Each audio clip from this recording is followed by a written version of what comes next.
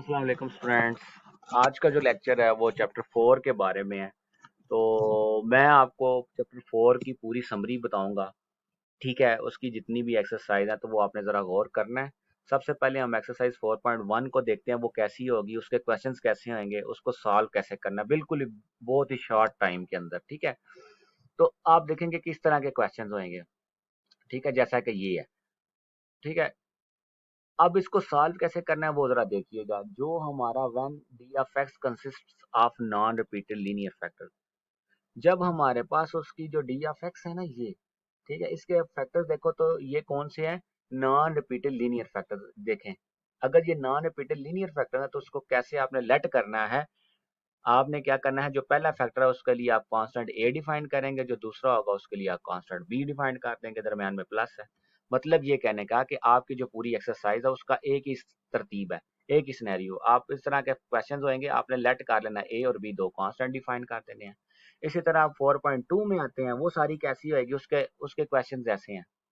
ठीक है, लेकिन उसमें डी ऑफ एक्स की बात हमने पूरे चैप्टर में डी ऑफ एक्स को ही समझना है। उसकी बेस पे ही हमने चूज करना है कि कौन सा मेथड लगेगा, इसको किस तरह हमने लेट करना है। तो ये सबसे पहली बात है। ठीक है, तो ये सारा कुछ मैं सिर्फ और सिर्फ आपको प्रॉपर फ्रैक्शंस के ही बारे में बता रहा हूँ। ठीक है, समझ आ गई है बात।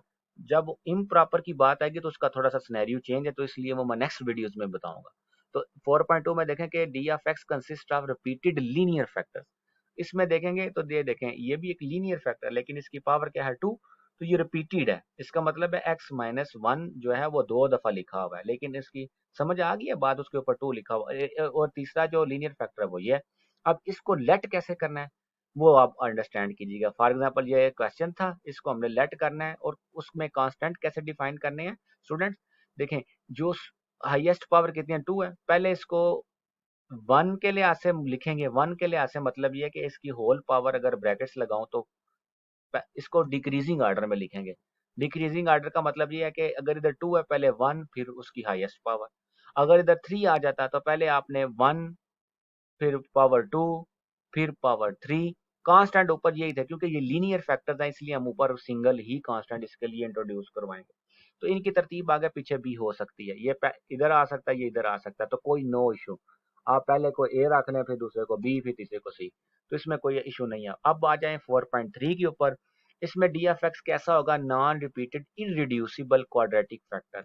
अब स्टूडेंट एक बात सुन लें, इररिड्यूसिबल क्वाड्रेटिक फैक्टर्स क्या होते हैं? क्वाड्रेटिक का मतलब ये है कि हाईएस्ट डिग्री 2 होगी, जैसे कि ये फैक्टर है। आप देखें क्या ये फैक्टराइज हो सकता है? नहीं, इसीलिए ये इररिड्यूसिबल है। इररिड्यूसिबल को यही समझ लें कि ये फैक्टराइज्ड नहीं हो सकता। अगर इधर माइनस हो ना, ठीक है, तो ये क्या हो जाएगा? ये रिड्यूस हो जाएगा। किस में? इसके ऊपर फार्मूला लग जाएगा ए स्केयर माइनस बी स्केयर। वो किसके बराबर होता है? ए प्लस बी, ए माइनस बी।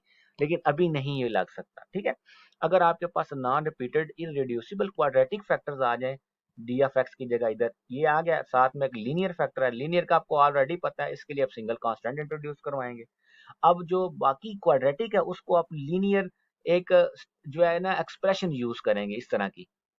ठीक है, आप क्या करेंगे, इसको इंट्रोड्यूस करवाने के लिए क्या लिखेंगे? बी एक्स प्लस सी। समझ आइए बात स्टूडेंट। फॉर एग्जाम्पल अगर यही चीज अगर इधर होती और ये इधर होता तो फिर क्या करना था? आपने क्या लिखना था? ये क्वाड्रेटिक फैक्टर है, इसको आपने कैसे इंट्रोड्यूस करवाना? इसमें दो अल्फाबेट्स कांस्टेंट यूज हो जाने थे, वो इस तरह मैंने लिखना था, ए एक्स प्लस बी। जो लीनियर था वो लैदा सी के साथ हमने लिख देना था। समझ आ गई है स्टूडेंट? तो ये इसमें कोई इशू नहीं है। बस ये आप याद रख लो, जब भी क्वाड्रेटिक को इंट्रोड्यूस करवाना है इरिड्यूसिबल फैक्टर को, तो आपने इस तरह की शक्ल यूज करनी है। मतलब दो कांस्टेंट आपके यूज हुआ करेंगे, विद जो फर्स्ट वन होगा उसके साथ वेरिएबल एक्स डिफाइन कर देंगे। ठीक है स्टूडेंट, अब हम नेक्स्ट नेक्स्ट स्लाइड की तरफ चलते हैं। ये 4.4 है। इसमें अगर देखेंगे तो D of x has repeated irreducible quadratic factor. मतलब इसमें क्वाड्रेटिक फैक्टर हैं लेकिन क्या है? रिपीटेड है। ठीक है, तो उसको कैसे लिखेंगे? वही तरीका है, डिक्रीजिंग ऑर्डर के साथ आप लिख लो। पहले इसी की होल पावर 1 ले लो, ब्रैकेट इधर नहीं लगाई, यही समझ लें कि इधर ब्रैकेट्स नहीं लेकिन उसकी पावर 1 है, ये इधर 2 है।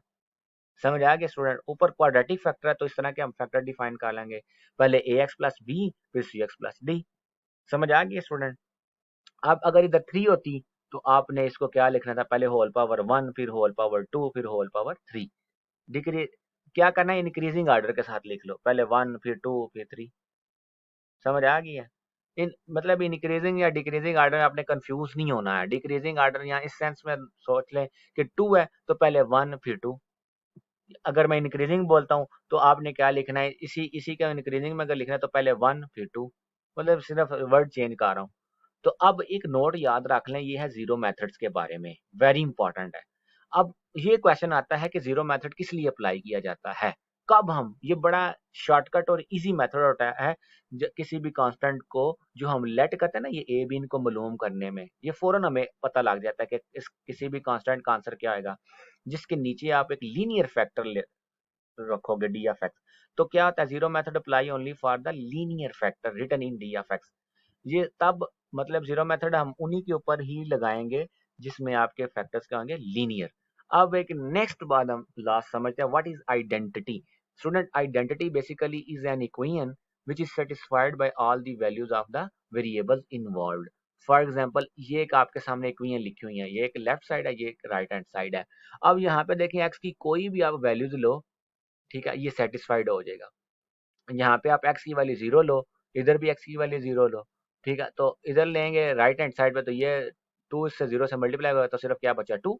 इधर एक्स की वैल्यू 0 ली, अंदर 1 बच गया तो 2 बाय मल्टीप्लाई हो रहा है, 2 1 2, तो लेफ्ट और राइट बराबर हो जाएगी। इसका क्या समझ आई, आइडेंटिटी इक्वेशन बेसिकली क्या है कि ये एक ऐसी इक्वेशन होती है जो आइडेंटिकल चीज प्रोड्यूस कर रही है लेफ्ट साइड पे और राइट साइड पे। समझ आ रही है बात, आइडेंटिटी शिनाख्त मतलब दोनों तरफ कॉमन चीज प्रोड्यूस कर रही है और ये सेटिस्फाइड होता है ऑल वैल्यूज ऑफ एक्स। ये इसकी बात है कि ये हर एक एक्स की वैल्यू के लिए डिफाइंड है। समझ आ गई है बात स्टूडेंट। इसी तरह ये एग्जांपल 2 है, इसी को देखें, अगर एक्स एक्स के साथ कैंसिल हो जाए, इधर भी 2x बच गया, इधर भी 2x बच गया, तो लेफ्ट और राइट साइड देखें ना, एक्स है इधर, एक्स की पावर 2 है, एक एक्स इससे कैंसिल होगा, इधर भी 2x बच गया, इधर भी 2x बच गया। तो बस ये सारी, ये भी ऑल वैल्यूज ऑफ एक्स के लिए डिफाइंड हो जाएगा। ओके स्टूडेंट, अल्लाह हाफिज।